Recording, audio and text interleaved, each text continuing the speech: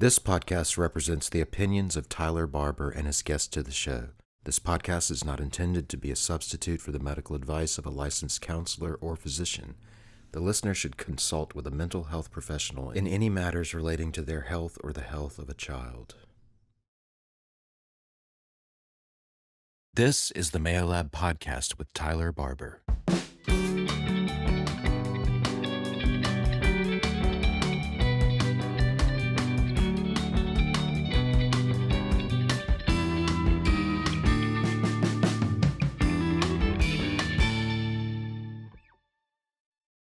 Welcome back, guys, to the Mayo Lab Podcast. We are here today with Betsy Vise, and she's going to talk to us a little bit about her time here at Ole Miss. How are you doing today? I'm good. Excited to be here. It's fun. Good. I'm glad. So tell me a little bit about yourself. Yeah. Okay. Well, like he said, my name is Betsy.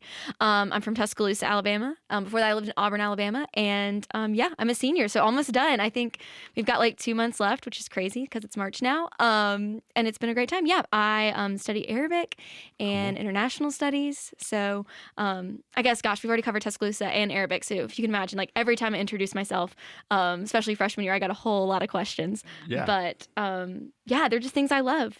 I love to run, I love to read, and I guess do my school. So I feel like you ask people in college what are their hobbies and stuff, and not a lot of people have time for hobbies yet, but breaks and stuff, that's what I like to do. But cool. I guess that's me. Yeah, not a lot of people actually can say that they love to do their school as a hobby. So that's a good trait. Maybe I can't count that as a hobby. I don't know. No, I think it's a hobby, honestly. But so what brought you to Ole Miss? Yeah, I was kind of always on my radar. My mom's from Mississippi and my dad's from Mississippi, and my mom went here. But growing up in another college town, it wasn't like my focus.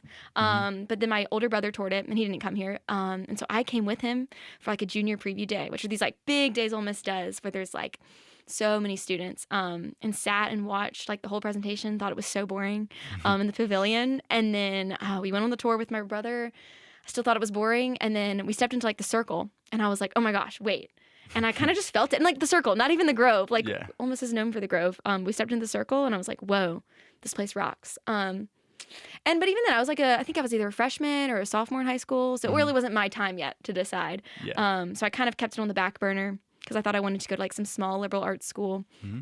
But then I toured it again as a junior, like the week before everything shut down for COVID. And I had this whole long list of colleges I was going to tour all during spring break, which obviously didn't happen. Yeah. So almost ended up being like one of 3 schools I ended up touring. And when I toured it, I just loved it. I think it was I had toured these other schools, and I just couldn't find a mix of what I was looking for. Yeah. Sorry, this is becoming such a long story. But I kind of wanted like a little liberal arts experience, but I also wanted because I wanted small class sizes and things like that.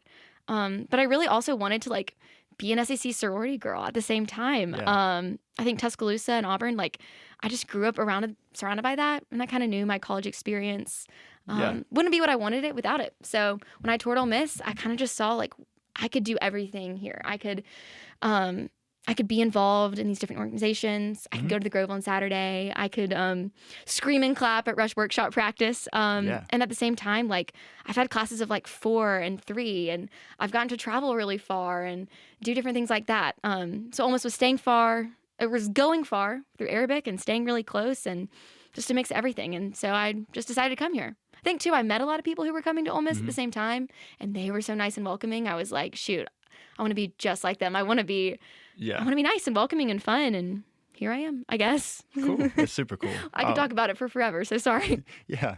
So I got a question for you. Yeah. So when you were a freshman, when you started here, what did you do to get involved around campus? What was your starting point? How did you go about that? Yeah. So I was actually in Oxford for 2 months before my freshman year, which is such a weird experience. I came 2 days after I graduated high school for the Arabic program. So I was here all of June and all of July, and no one was in Oxford. And but I did get to meet a lot of older girls who were in Oxford for summer school through that. And there was one girl from my high school who was here. She was a senior too. And so coming into fall semester, I knew I wanted to get involved. And I originally wanted to be an ambassador. So I applied to be an ambassador. Cool. I didn't get it, got rejected. But I had older people in my corner, and they were like, Betsy, you should do this. Betsy, you should do this. Yeah. I applied. I think I applied right before the deadline was due for FYE, which was like first year encounters. It's something ASB does. I didn't know at the time, but I think they take everyone. So thankfully they took me because I applied for something else and also didn't get it. But this is the one thing I did get, and it just started me off on the right foot. Yeah. It was it's like a freshman involvement group, and it's just older students kind of like shepherding you through like your first few steps at Ole Miss. And we met every week, every Wednesday, and like so much of what we did was so inconsequential, but it was just fun, and it kind of got me connected to people who wanted to do the same thing as me. And I actually, yesterday was Wednesday, and I went and talked at an FYE group for like something that I'm involved with now. And it was so full circle because I was like, whoa, like this used to be me. I was a freshman who just like so desperately wanted to do something. Yeah. And so that was kind of my jumping off point.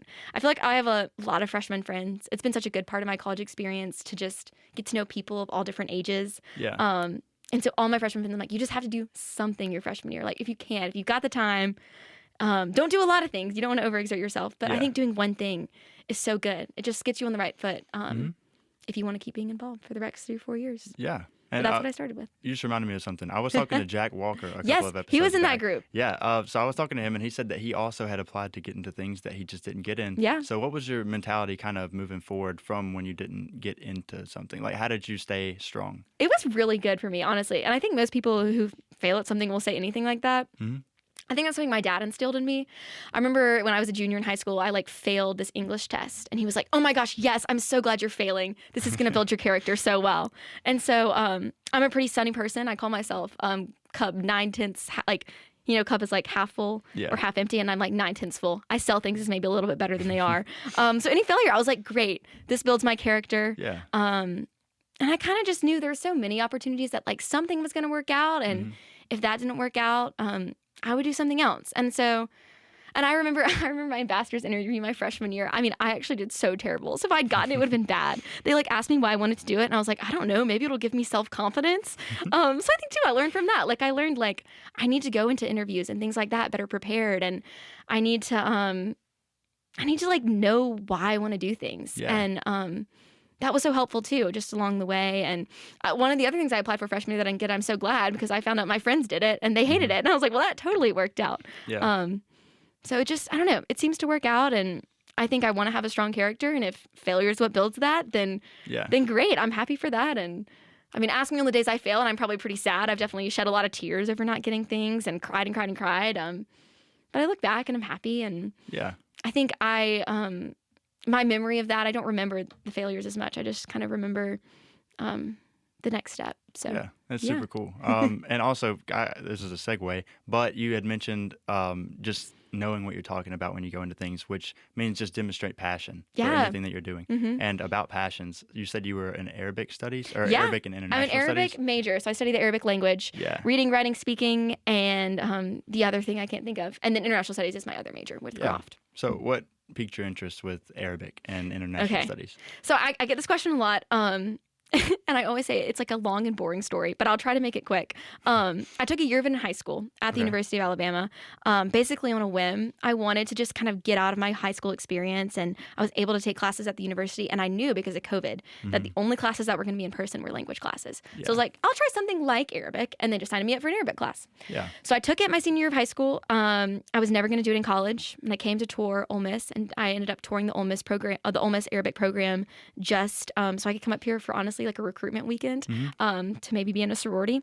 And I toured the Arabic program to get out of a track meet, and I toured it, and it just had so many opportunities. I'd never left the country before, and I knew with the Arabic program I'd get to go to Jordan and I'd get to go to Morocco, and that just seemed exciting. And I had that previous Arabic experience, and every Arab I met had been so nice to me and kind and welcoming. So I was like, shoot, I'll try it. And if I hate it, I'll quit. So I just tried it, and I've loved it along the way. And I've made some of my best friends, which is never what I expected. We're actually getting dinner tonight to celebrate. I got into the Arabic 5th year last week. I'm really excited. And yeah, it's completely changed my life. It's just so broadened my perspective to what's out there, and just allowed me to see places I never would have gotten to see. And you said that you left the country, so you studied abroad? Yeah, we studied abroad. After my freshman year, the Arabic program goes to Amman, Jordan, or at least they did when I was a freshman. And then there's an optional study abroad for a second summer in Meknes, Morocco, which I'm sure no one's heard of. And and I went there. So I've done 4 months in total. It was really cool. Yeah. And it was sweet to go with my friends. Yeah. What was it like, I guess, like before you went and then when you were there? Yeah, it was weird. I think the first year was cool because I had known for so long. Like as soon as I committed to going to the Arabic program as a senior in high school, I knew I was going to do that summer in Jordan. So I'd been preparing for it for a while. So I wasn't nervous. I was really excited. Awesome. And I'd always wanted to just get out of the South a little bit, and this was my way to do it. And I went with my friends. Wait, I've kind of almost forgotten the question. What was it like? Was that just a question? What was it like?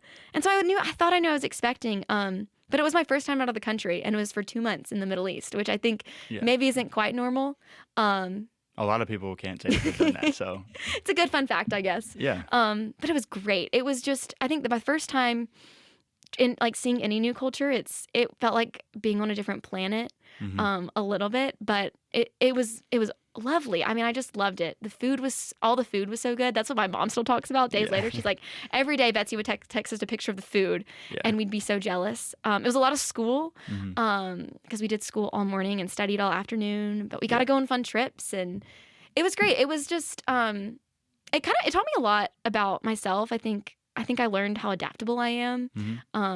But I also didn't come back being like, I'm completely changed. I'm a new person. I think people expect that from people who study abroad. And I came back and I'm like, yeah, it was great. I had all these fun adventures. I got to study Arabic. I got to see Arabic spoken, and it's where they actually speak it outside of the classroom, which was really cool and motivational. Yeah. But I worked at a summer camp after my junior year, after my sophomore year. And I even think that being in Alabama for a summer was more impactful even than my studies abroad, but they were really awesome, and I loved it. Yeah, I would assume it also grounds you a little bit. Like you go out and then you realize how big the world is, and so you come back home and you're like, okay, I mean, I want to go somewhere else. Like this is really cool. Like nothing really is that important here. If that makes sense, you know what I mean? Like it kind of makes you feel how big the world is.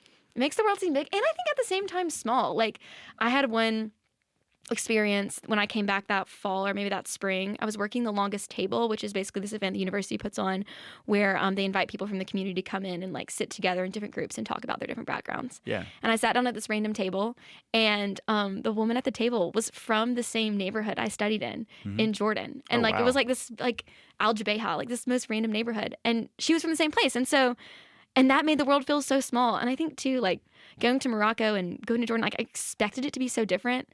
And so many things were the same. I don't know. It was, we see these cultures as different than us. And then at the same time, they were pretty similar. And I don't know. I can't speak on them that much. At the end of the day, I'm a girl from Alabama. And so the best thing I can probably speak about is Alabama. But it was cool as an outsider to see we weren't that different, I guess. Definitely. And I think you could speak on as much as you want. It was your experience.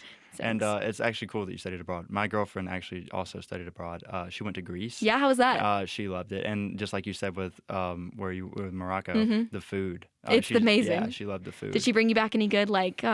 No, nothing? Not even a T-shirt? No, nothing. I was actually I was hurt a little bit because I thought I was going to get a souvenir. Yeah, that's the word, a souvenir. Yeah. Actually, wait, rewind. Okay. She got me something, but...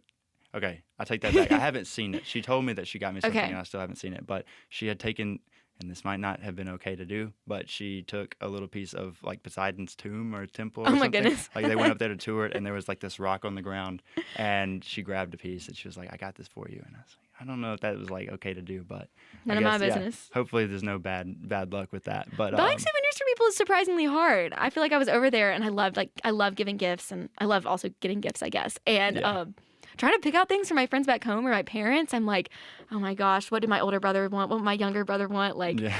It's surprising. It was stressful. Probably the most stressful part of honestly my study abroad experience. What am I gonna get my dad? I don't know.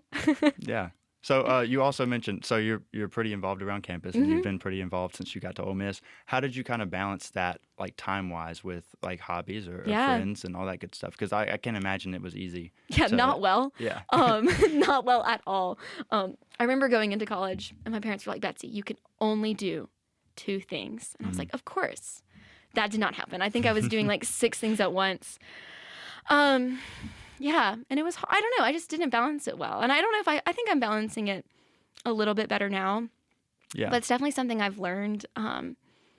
I just like learned about what I really value through it, I guess. I remember, because I kind of started freshman year really busy and doing a bunch of different things. And I remember one afternoon in the spring, I like finally didn't have anything. So I was in my dorm room, my little like Martin dorm room. Yeah. And I'd done all my homework and I had no more involvement things. And I just remember being like, this was my one free afternoon. And I was like, I'm all alone.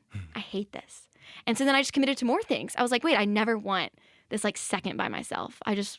It felt lonely. And so I was like, and I think involvement in the beginning was a way to push that away.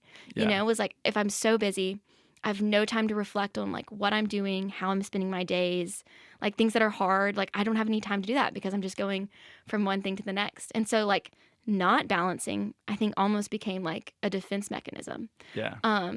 And so I went into sophomore year just so overcommitted. And it just meant I just didn't do anything well. Like I think I was in these organizations and running from one thing to the next. And like when I was there, I was present and I was with people, but I wasn't doing the work behind the scenes to make it run well or like really do my job. And I think that kind of made me go into junior year. Like it just really hurt my friendships at the end of the day. Because I think you get involved because you want to like make those friendships and you get involved in because everything's good. Like it was hard because everything I was doing I loved. There wasn't anything that was a burden because I enjoyed what I was doing. Yeah. And at the same time, like I was doing too many things.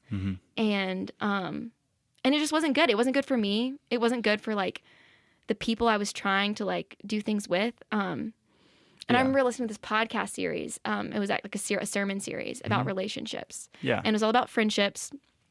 And it's all about how like, I just think being involved was hurting my friendships. I had no time to build meaningful relationships with people. And so stepping back from being more involved was the best thing I think I could have done. Yeah. And I think I'm still learning to do that. Like it's so hard to say no because I love what I get to do. But I would kind of, and I think too, like being involved makes you feel really known. You can walk around campus and you have people to wave to. And if you go to the Grove and you have like different tents to stop by and you feel really known. And I think this is a really common experience, but like you feel known and at the end of the day you don't like, but no one really knows you. You know, they're not deep friendships. They know of you. And I feel like I was known of, but I didn't have deep friendships. And I remember listening to that podcast about relationships and being like, the advice the pastor had given to his student was like, if you want like good friendships when you graduate, like you have to step back from some things or like you'll look around as a college senior and like you won't have any of that. And so I guess slowly but surely I've stepped back and it's been good. I think I'm realizing too, like that's just what's more important to me. Like, I think being involved in the different things I've gotten to do are important to me. But what's more important is like sitting around the lunch table with my friends and just like knowing the inside jokes because I was there the last day. Yeah. As a college senior, what I'm prioritizing the most is meals with my friends at the Cayo house. Like that's what I want to do more than anything. And it's weird to prioritize that because sometimes it doesn't feel as important. I don't know, but... Yeah, I get it. And being in college, you're always focused on professional development pretty much. And so whenever you're taking time for yourself and hanging out with your friends, you might feel like you're not doing anything, but you are. You know? I think college too, like... I think it's the only time. Maybe I'm probably being dramatic because I'm at the end of college and I'm sad. I'm like, what are my friendships going to look like in 4 months? Like, this is like the only time you're going to have to be surrounded by this many people your age. And so, I think my mom too. Like all of her best friends, it felt like were from her college experience, and I was like, I can't graduate without having some of that. And so too, like you got to focus on the professional development, but some of these friends are friends I'll hopefully have for the rest of my life. And if I hadn't invested of that, then I don't know. I don't know what my friendships would have looked like later. Yeah. And it seems like a trend too with just college students in general. And I think that this is honestly like the best way to go about it as well. But freshman year, you kind of spread yourself out too thin. Like that happens because you don't know how much you can take and the workload that you're going to have and all that good stuff. And then sophomore year, huge eye opener. You did too much. And you're scrambling. Yeah, exactly. You're running scrambling. yourself in. Exactly. And then you got to scale back. And then that's junior and senior year when you are actually just doing exactly what you're passionate about. And then you're hanging out with everybody that you want to hang out with. And it's like a good balance. So I think it is a learning experience, really, like overall. And it's such a common story. Like I feel silly even talking about like this involvement trend or whatever in the podcast because I'm like, it's every single person I talk to is like, oh my gosh, I had the same exact experience. Yeah. I don't know. And like also you tell freshmen like don't get over involved and they don't hear it. Because I totally heard that as a freshman. I was like, they're just lazy. And no, I was wrong. They were right. I guess as with most things. Yeah. And you said you're graduating soon. So this is a loaded question, but do you have any plans for after school or any like, not, I guess plans is the wrong word, but what do you want to do? Yeah. Well, I almost wish you just stuck with plans because I do have plans. I don't know what I want to do. Yeah, so I'm doing Arabic. There's an Arabic 5th year in Morocco. It's from halfway through. You mentioned that earlier, yeah. Yes, so I'm doing that. I'll be in Morocco all next year from June to May, so 11 months. Cool. I'm really nervous, but I'm excited. And past that, I don't know. I really just want to apply for jobs and get a little bit of work experience before I go back to school. Yeah. I want to go back to school at some point, but I don't know what school right now is the best option. And so I'm kind of going to go and develop my Arabic ability and get a lot better and then hopefully get to use it maybe. And if not, that's okay. And go from there. I don't know, with my degree, I think people ask what I'm going to use Arabic for, and they think there's so many jobs in it, and it's not been my experience so far. I also am like not quite looking for jobs, so yeah. I'll let you know. But it's the kind of thing too, like if I don't use it, it will have been so worth it regardless because I've gotten to. It's just been such a good experience. Yeah, and such like a mental challenge too. I don't know. Maybe I'll work for the State Department. People seem to recommend that to me, but we'll see. I've never been the kind of person to know exactly what I wanted to do. Yeah. I remember being stressed out about it in like the 8th grade, the 7th grade, the 4th grade, being like, what am I going to do when I grow up? And I was in the 4th grade. Like, what was I doing? And even now, I'm still like, what am I going to do when I grow up? I think at this point, I just need to pick something and try it.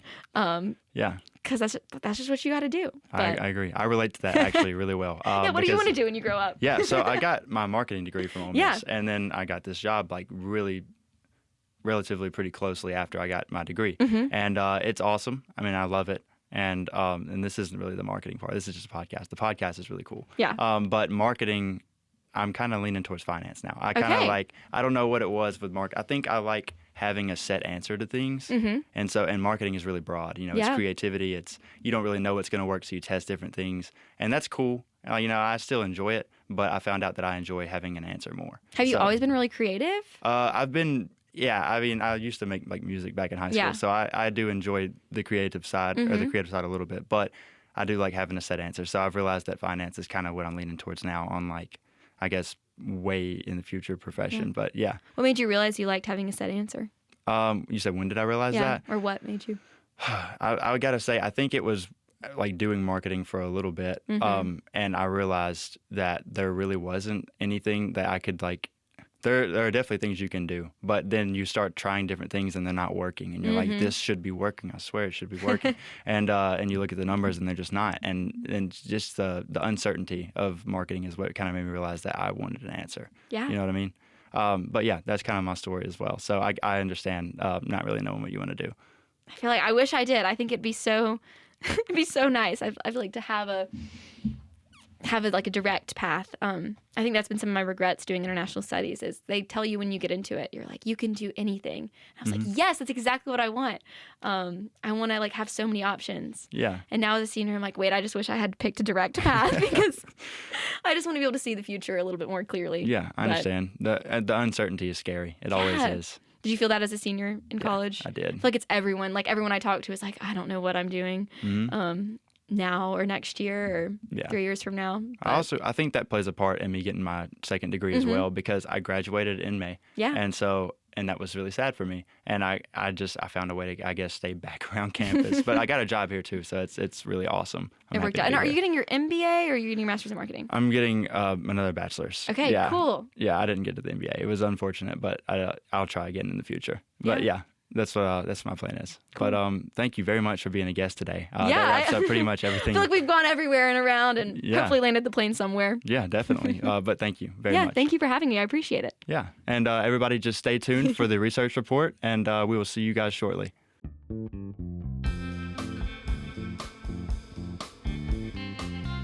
Thank you so much for listening to the Mayo Lab podcast. We appreciate you spending time with us and being a part of the conversation. I'm Tyler Barber,